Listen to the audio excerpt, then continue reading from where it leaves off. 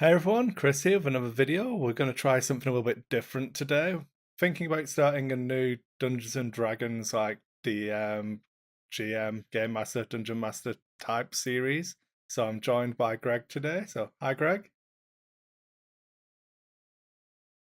Hey. How's everyone doing? Hopefully good. We'll see. And you're basically DMing the new campaign that we're halfway through starting. We generated characters last week and going to be doing our first dice rolling on Tuesday or tomorrow. Indeed, I am looking forward to it. Yeah, I am too actually. We've tried to play a couple of times in the last week with failure of players, so we'll see how this one goes. But I wanted to try and focus on what you try and concentrate on first when you're starting a new campaign as a game master, and then what you'll think about when you're going to be playing in one, so I can kind of chip in on that one. Obviously, you played in my Warhammer Fantasy game. We've played together in other people's games, and then you've ran a DM, a fifth edition game for me, which we got maybe it was 8 sessions through before the group fell apart, Yeah, something like something that. like that. So, do you want to go into a little bit of your role playing history? Why people should bother listening to what we have to say? Oh, obviously, we shouldn't, but we'll start somewhere. Well, I guess start at the beginning. I Yeah. guess that'd be like old, like white box D&D. I don't know, probably 78, 79, somewhere in there. Yeah. Don't put your age in there too much. You just Before you were born, how's leave that? it nebulous. Yeah. Yeah, and then I think like everybody from my generation, we played when we were in high school and we played and played and played and then life sort of got involved and it became less frequent. But now, uh, I don't know. It seems the thing. It's we're having a lot more fun. We, uh, yeah, I don't know. I really thought of that. Like, why now, right? Because Yeah. I think when I came back and started working at the store again. Yeah. That we started a store game, and that was to teach some of the new staff how to play. But fifth edition came out, and I'm enjoying it, so we're back playing. Okay. So, what's your favorite edition of D&D? What was my favorite edition? I don't know. I think uh, realistically, probably fifth edition. I Yeah. look back, and you have fond memories of playing older versions, but then when you go back and look at them, you're like, I can't believe I actually Yeah. played. Nostalgia's a bitch. Okay. And well, what about non D&D? What's your favorite non D&D role playing game? My favorite non D&D, probably. Well, it's probably a toss up, either Traveler or Call of Cthulhu. Okay. So, I bought the Call of Cthulhu stuff. I've got it sat on the shelf. So when you do a party wipe, we're going to move on to Cthulhu. So just do a total party wipe and we'll be fine. We'll trick everyone into playing a different game. That sounds like a plan. Okay, so we'll try and get into the meat of it. I was going to aim for this series to be like relatively consumable, so 15 to like 30-minute videos. So when you're trying to plan a new campaign as a dungeon master, what are like the first things you try and focus on? Do you do like generic world building, or do you try and think of a story and then build a world around the story, or how do you try and do it? I think this time I did it differently than I normally would. So I'll contrast what we did in our last game compared to what I did this time. I think I did it wrong this time. In the previous game, I picked the locale, and I spent most of my time detailing the area where you guys be starting and a lot of the content and stuff like that.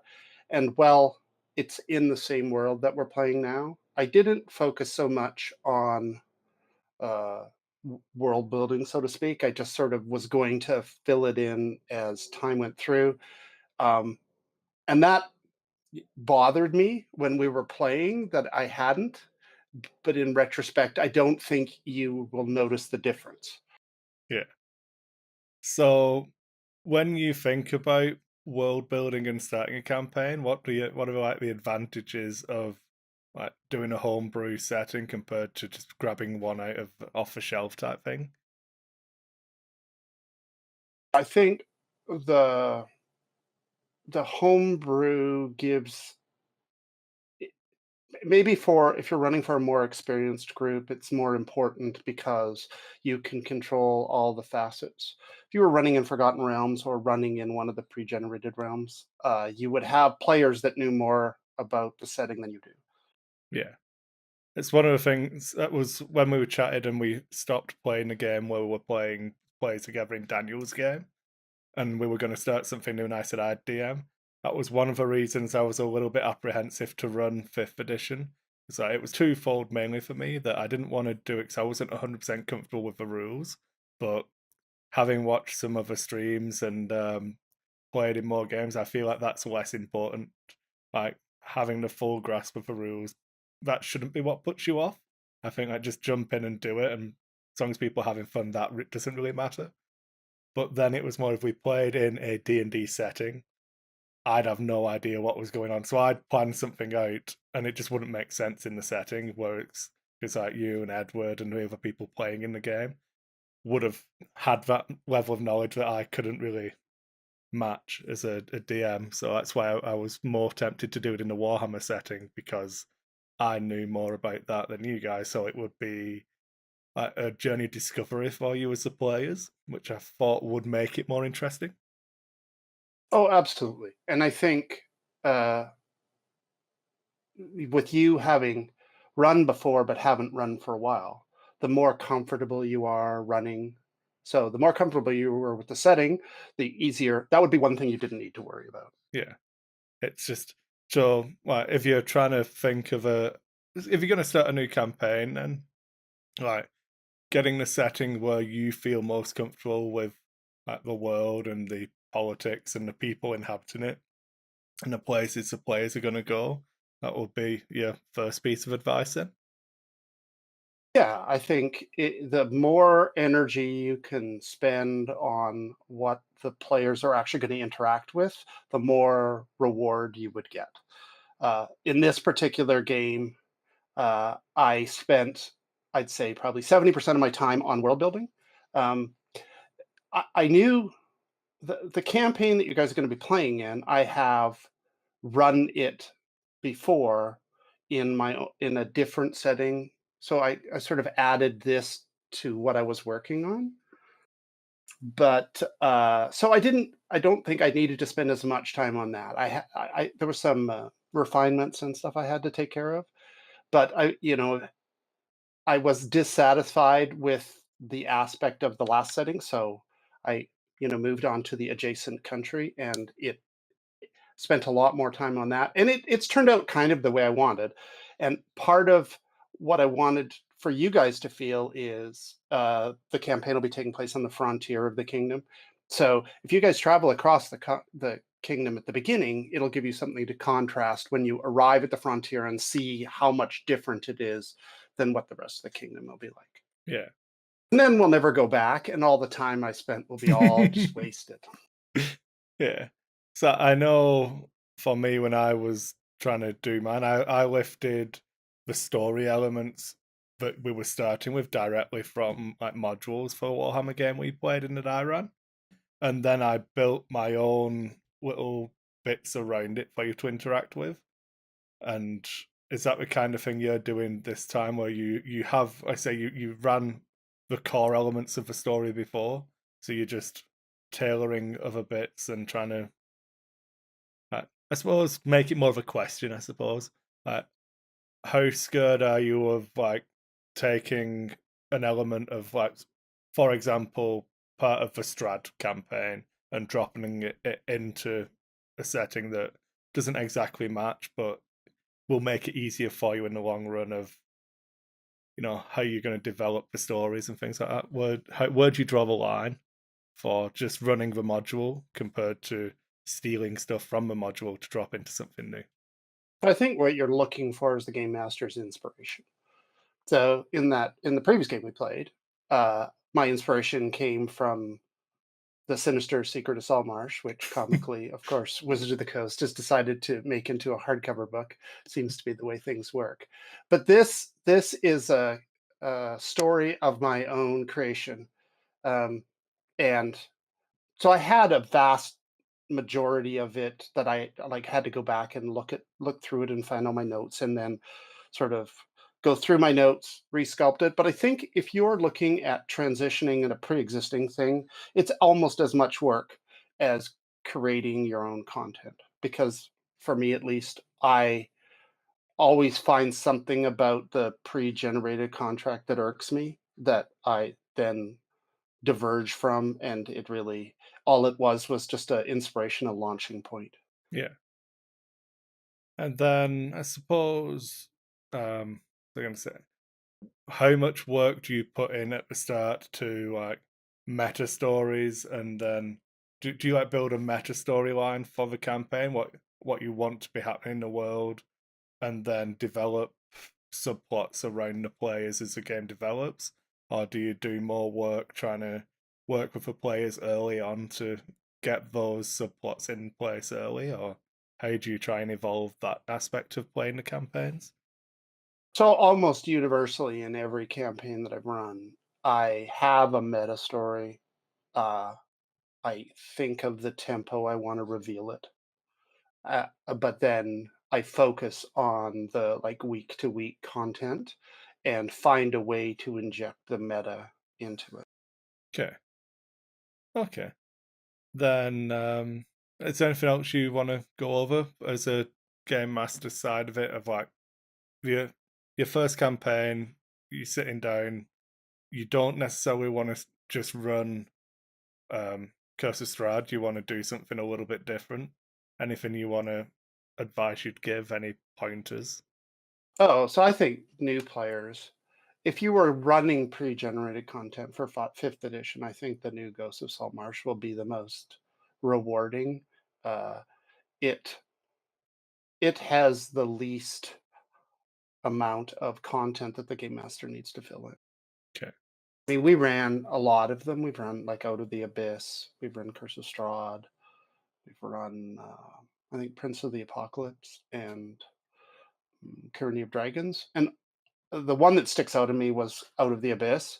There were there was we got to a point where it said the players need to be eighth level to do this particular encounter, and there had been about 5.5 levels worth of content that they presented up until that point. Hmm. So really, the game master needed to have gone through, looked at all that stuff, and then sort of plotted it out. Like if you were a teacher, you would plot out your curriculum, Yeah. so that things you drop things in. And I think for a new person getting in, they're buying this campaign sight unseen and figuring they're gonna, just be able to run it, and it was as incomplete as you could possibly hope. Yeah. It was cool, but it just required a huge amount of work on the game master's part. Yeah, I know for myself, I try and work out not necessarily the full storyline, but I do like plot points along the way. And it's like at this point, I would like the characters to be at this level, or for the Warhammer game, obviously it works slightly different to levels, but it would be like I'd be looking for you've got this amount of money, this amount of equipment, this amount of skill points type thing. And try and drop those in at different points along the line, and it's trying to balance that out against the old train track of the campaign, and where you can go that'll affect how that would work if you like try and skip an element or jump ahead or go back and having to shuffle things around. So, like, what we've got coming up, I had before you actually even get to the adventure, so to speak, that I figured it'll take us probably 2 to 3 sessions to cross the kingdom to get to the frontier.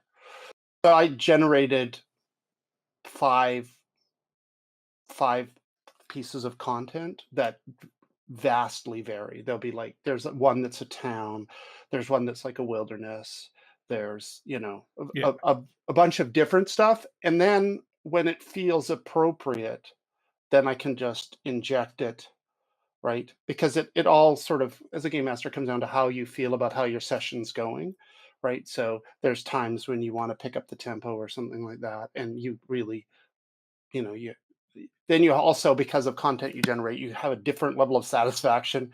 The more you like look over it, you're like, this is really not kind of what I had envisioned, and you cull it out. But so I generated a bunch of that stuff.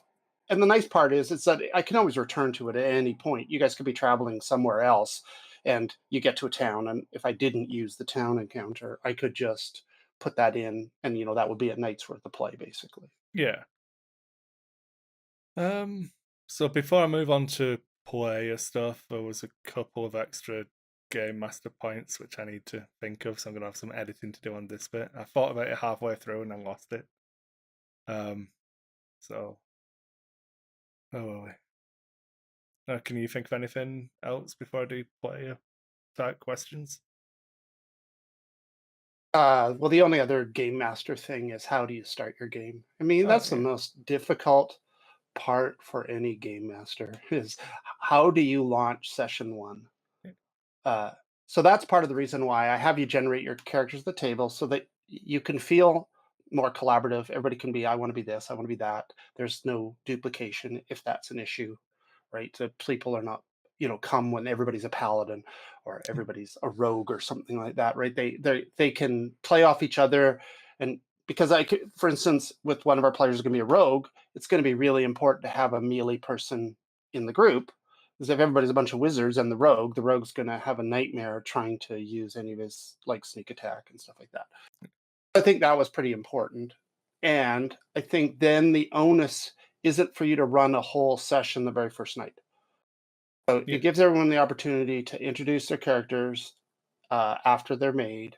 Um, and I think, well, I don't know. That's a question I guess would have to ask you. How clear a vision did you have of your character, who your character was when we sat at the table, aside from the fact that you've already played this character in a different game? Well, so I gave him a different name to differentiate the characters. So I've used this model before, but I've not Right. played this character before. I've used this model in the same subclass. So I'm playing a war domain cleric. That's the right Yeah. pronunciation for it in D&D Fifth Ed? In D&D nomenclature, yes, you are Yeah, indeed a war domain cleric. yeah.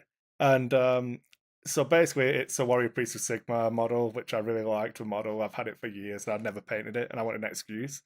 And I played it in a one shot as they were testing the stream or the Sentry Box's D&D stream that we started up.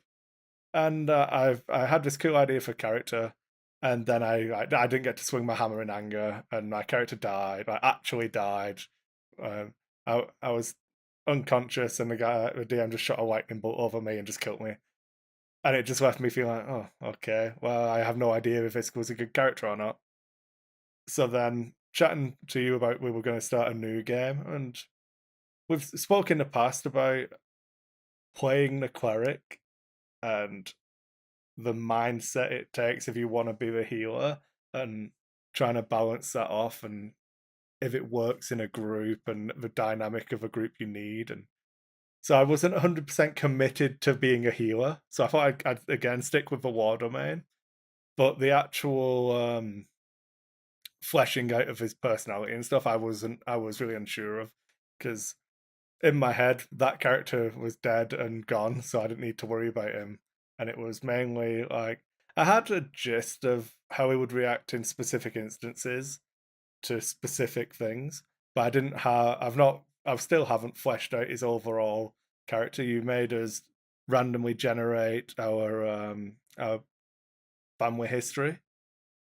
Your Uh, social status. yeah, so that'll play into his character a little bit.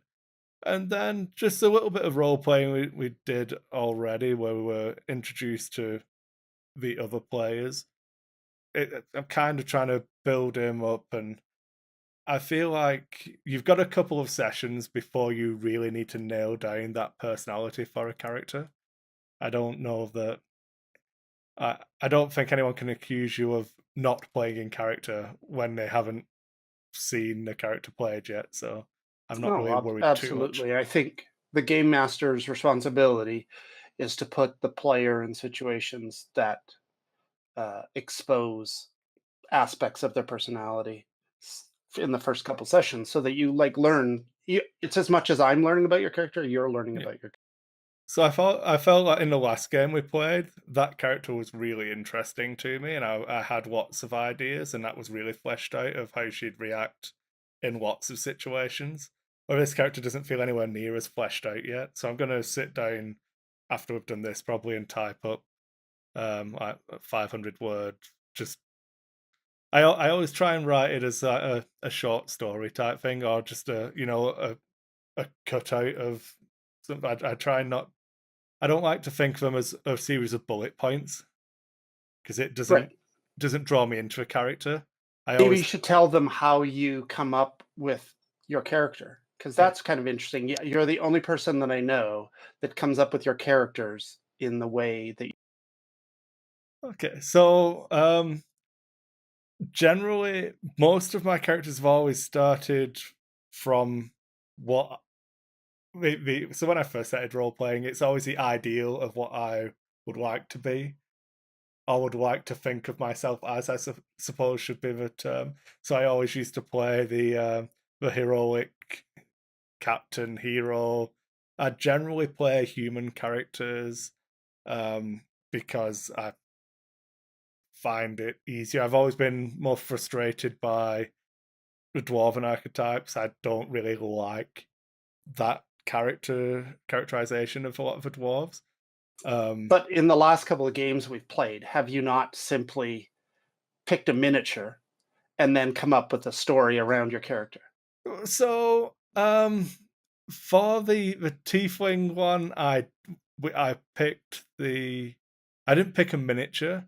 I picked some that the tiefling character evolved very differently. I think because we'd spoken about I was going to play a character in your Ravenloft game before that stopped, where she was going to be a dark elf sorceress or a drow sorceress for the setting. And I had that idea to play a sorceress, but it didn't really fit in with the new setting. And then I had the idea of, well, this would be cool. So I'd found the tiefling thing. Then we sat down and spoke about how the setting was quite xenophobic. So tieflings didn't really fit in, and I was that appealed to me more than not the way we'd spoken about it and the punishment that would be incurred, or the challenges that would be put in front of me, I should say, interested me a lot. So then we spoke about it. I think we worked out a way for me to alter form or but through an amulet so that I wasn't having to burn spells all the time, so that I could appear as if I was a human.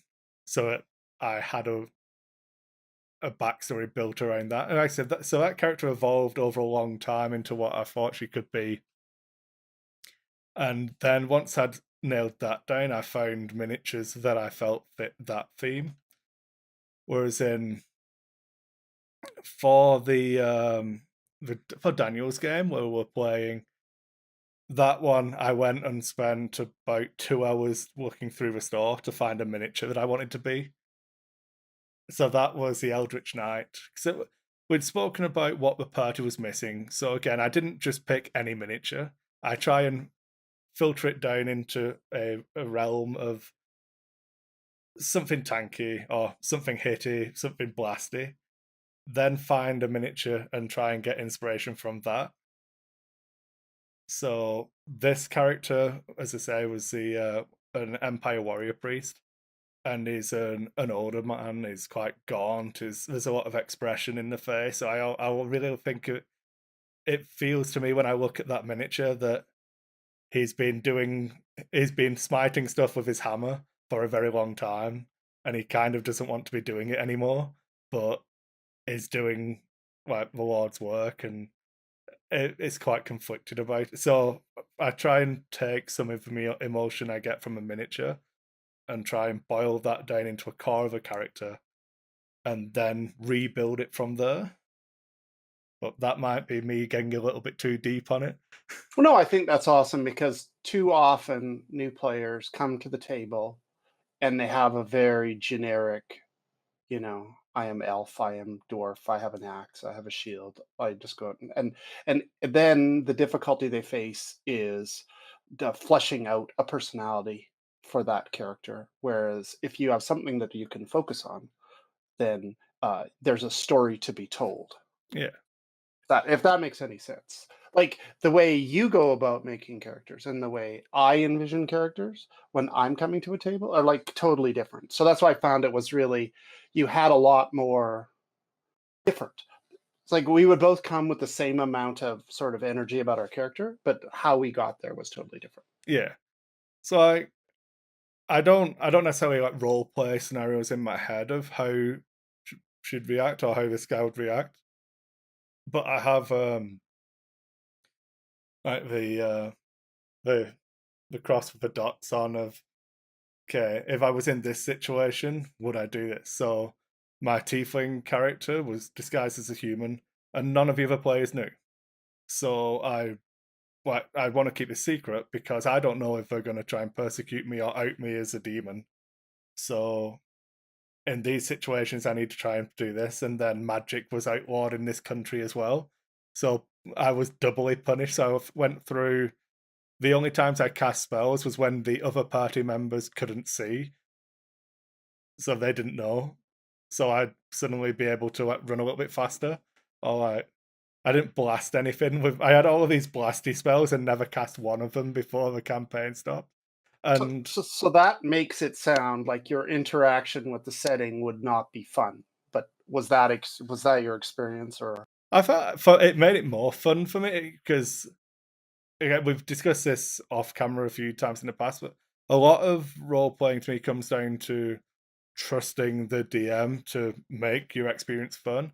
And when I've been game master, I've always I trust my players to trust me to, and it's a social contract of you're sitting down at a table together to play a game, and you've both got to have that trust. And even amongst the party, if someone goes away and is discussing something in private with the game master, you have to assume that it is to a benefit of everyone's story, but it will be an interesting outcome. I'm not going to say beneficial outcome because that character could stab you all in the back right at the crux moment and like doom the world because that was his secret mission. But it'll be a story to tell that'll be interesting afterwards. Yeah, once everybody gets over the shell shock, Yeah. then when you look back at you be like, that was interesting. Maybe the stabber will look at it as it being interesting. The stabbies will maybe not have the same perspective on things.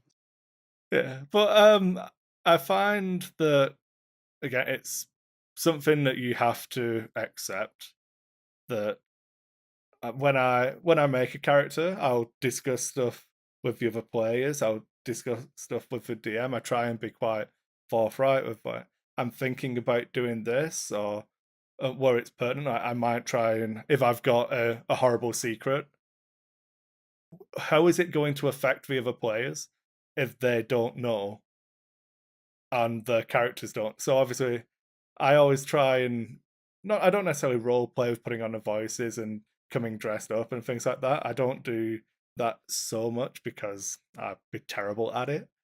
But I try to role play. How would my character react to your character doing that? So as I said, I didn't cast spells to make the encounters easier, but if I was pretending to be a fighter, I stood in the front and hit things with my sword as if I was a fighter. So I didn't like screw a party over by hiding at the back and not doing anything. Well, and half the party believed you were a fighter. Yeah. So Maybe it had something to do with like lawful good fighter that you wrote in big capital letters with 3 lines underneath it across the top of your super lawful good. I think you'll super find. lawful good. I was not. What was it? chaotic neutral. I think I was. For myself, it's okay. I'm super lawful good. I definitely didn't just do a Mr. Blonde in Reservoir Dogs and chop this person's ear off. It's fine. It might. You're right. I think it's a social contract. I think the game master, you're trusting the game master is going to give you the opportunity to experience the story. Yeah. I'm not covering up pit traps all over the place for you guys to fall into because, yeah, like what's the fun in that, right? Like it- we've talked about this, like you said, off camera, but it's the game master will always win in a game master versus player scenario because he just keeps opening up different drawers in the toolkit and Yeah. bring bigger tools to bear, right? I don't think that is, as a game master, that's not what you're trying to do. If you go away and the game masters have blitzed your scenario, or the players have blitzed your scenario, but they had fun, then you've succeeded. Yeah. Yeah. So I think that's a good tip to try and like round out this intro to it. Like, you need to be upfront with the players, and the players need to be. If you're a player and you're going to jump in with a new DM you've not played with before, you need to be quite upfront with your expectations. I think of like, do you want a really tactical game where it's all going to be optimized play on the map, where if you make a mistake, your DM's going to punish you, or if your character goes down, do you want the DM to hit the next target that's up and have a more relaxed setting, shall we say, because the the DM can justify either one of those actions. Like, once you're down, the orc's going to stab you in the back to make sure, or once you're down, you're not a threat, so the orc's going to move on to the next character. Yeah, I think the And game master can absolutely uh, bring that game into play later on once everybody feels comfortable, once the party dynamic is sort of settled down and stuff like that. But at the beginning, I think you're just asking for trouble if you're expecting the party to have coalesced into some sort of organized entity. yeah, but If I it know, like, for example, if me and you were players in somebody else's game and it was extremely tactical on the map, I don't think that would bother us. I think we could both have fun in that setting. But equally, if we knew that we were going in for a Call of Cthulhu game where there's going to be very little tactical combat, it's going to be more interactions that could turn into combat or could be resolved in other ways, that the challenge of figuring out those puzzles and stuff like that, and potentially the out of game props and things that come into play would be equally as much fun and rewarding and enjoyable. No, absolutely. I Yeah. definitely think. Sorry, go on. No, I was just going to say, I think from a player's perspective, I think what you have to recognize that everybody needs sort of a certain amount of face time, but certain players at your table might not be um, aggressive isn't the right word, but it's not even confident, but just where they put themselves, interject themselves in. So sometimes the stronger player has to like pull the other players in, and then everybody finds their sort of stride after a little while. So the game master is just at the beginning, you're providing situations to challenge the players, but like on a scale of 1 to 10, like a 4 type thing, Yeah. that the players can find their footing. I think Okay. it's dangerous if you press them too hard at the beginning, especially in the game we're playing now, where uh, 3 of the 4 players I've not played with before. Yeah. I don't know how they're going to react. Right? For all I know, they could be runners. No, You could charge in that there, was and they could be like, it was extremely interesting watching Jim, one of the other players, in his like introductory, like letting him start feeling out his character. He played D&D in a very different way to how I would play it. In the I want to make a roll for this, I want to try and roll for that. Whereas in I would talk until you told me to make a roll, But and that's because we played together. yeah, and it's interesting. There is no right or wrong way to play D&D. The group will evolve, and people take the social cues and everything from each other. And I don't know that necessarily if everyone wants to be at that table, I don't know that there is a such a thing as a dysfunctional group. If everybody wants to be there, truthfully, the group dynamic will evolve to the point where it will fit, even if it means like I'm not enjoying this character with this group dynamic. Is can we change it? Can we kill it off? And when I ran Warhammer for you guys, I had a line in the sand where I'd told you, we're getting closer to a point where your characters need to be nailed down so that I can give you content specifically designed around your characters. And it was 3 or 4 sessions in. If you decided you wanted to be something completely different, we just snap our fingers and it can change and we work it around. If we've got to kill a character off and bring somebody else in, all of that is workable. But I feel like the group dynamic should change and shift so that everyone's enjoying it and that balance feels right. And I can't envision the group that is stubborn and doesn't happen, especially if you're playing together, not in like an Adventures League one-shot style setting, but if you're telling your character stories, I can't envision that happening. But maybe you can speak more to a dysfunctional group. I don't know. Well, I was watching Colville today. So Okay. I was watching Colville, and he was talking about his OD&D game that he played with the OD from his existing stream, Mm. and some like a new artist they hired. And he said they played like 3 sessions, and he gave them like 7 chances to go to the dungeon, like hooks. And one was as much as they were like bandits burning down this farmhouse, and they like looked at the farmhouse and they said, "Well, those people will probably be safe. We should just keep going to town."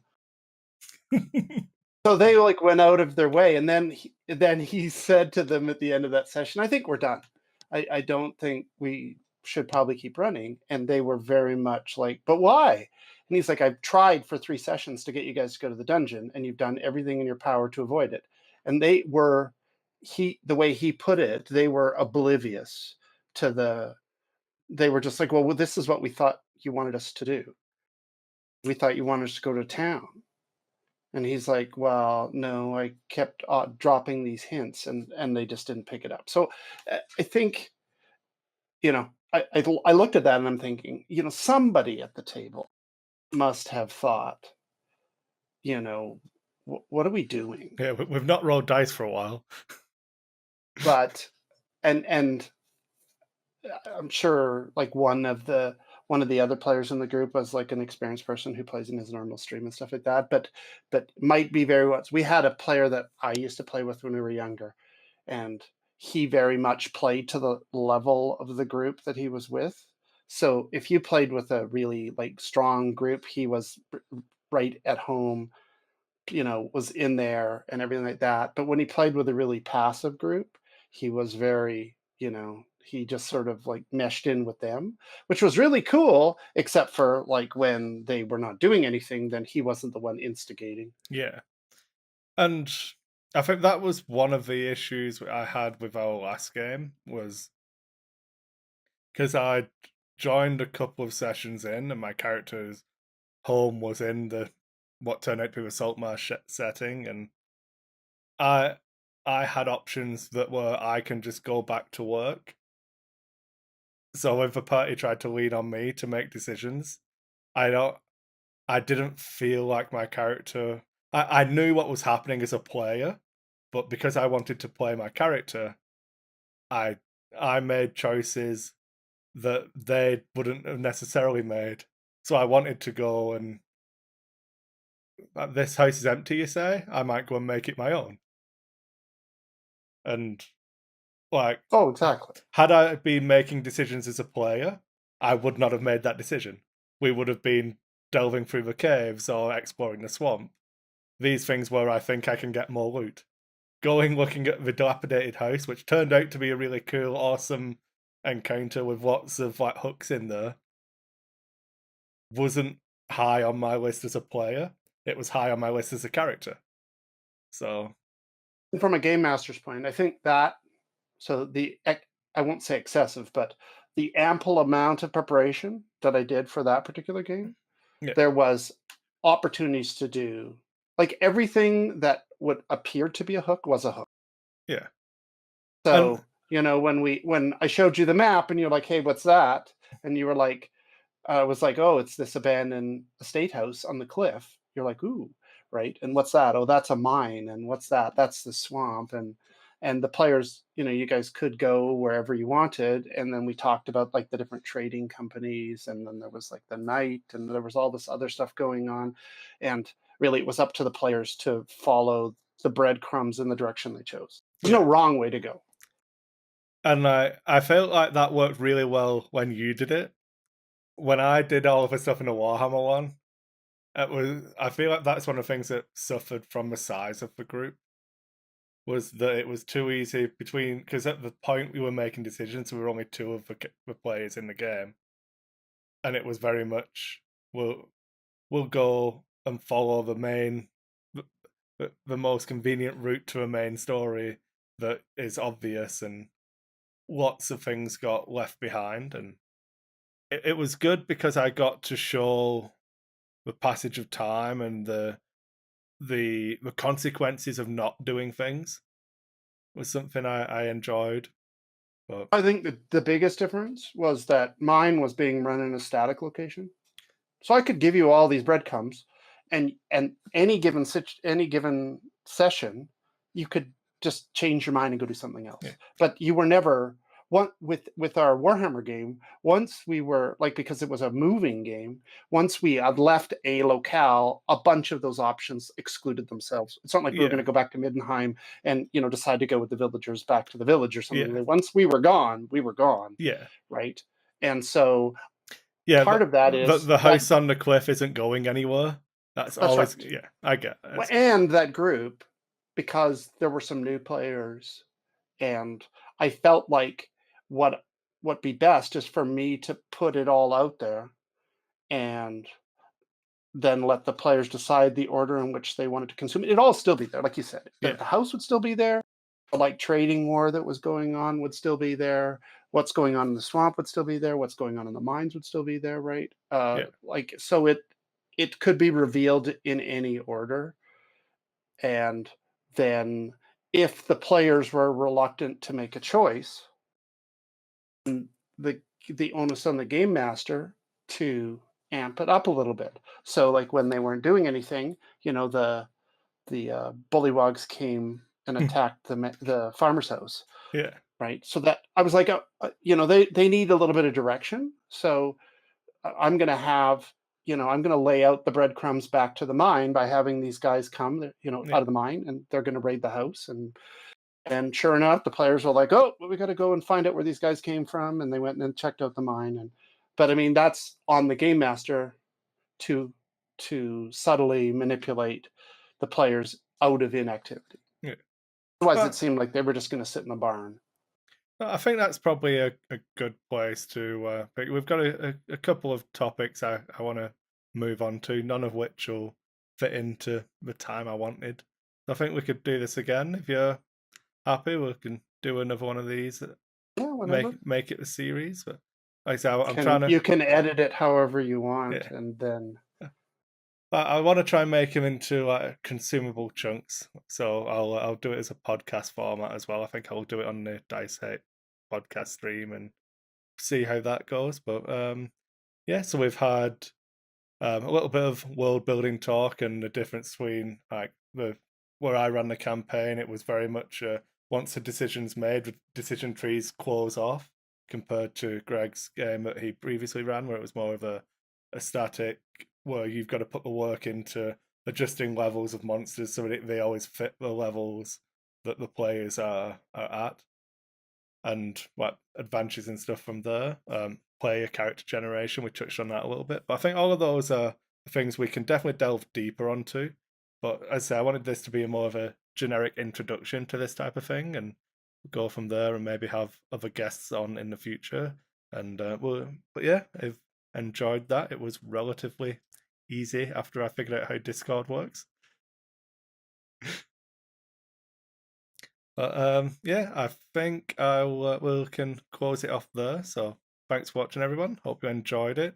If you are watching on YouTube, make sure you subscribe to the channel. And thanks, Greg. Where they can watch you play various games on somebody else's YouTube channel. Is that Dungeon Musings? Are you still playing games on there? Yeah, absolutely. DungeonMusings.com. We're playing Astonishing Swordsmen and Sorcerers of Hyperborea at the moment. And the Game Master is running a really cool charity raffle that I think wraps up at the beginning of July. That he's giving away one of the like super limited edition Beetle and Grimm Dragon Heist boxes and a ton of other stuff. Might be worth checking out.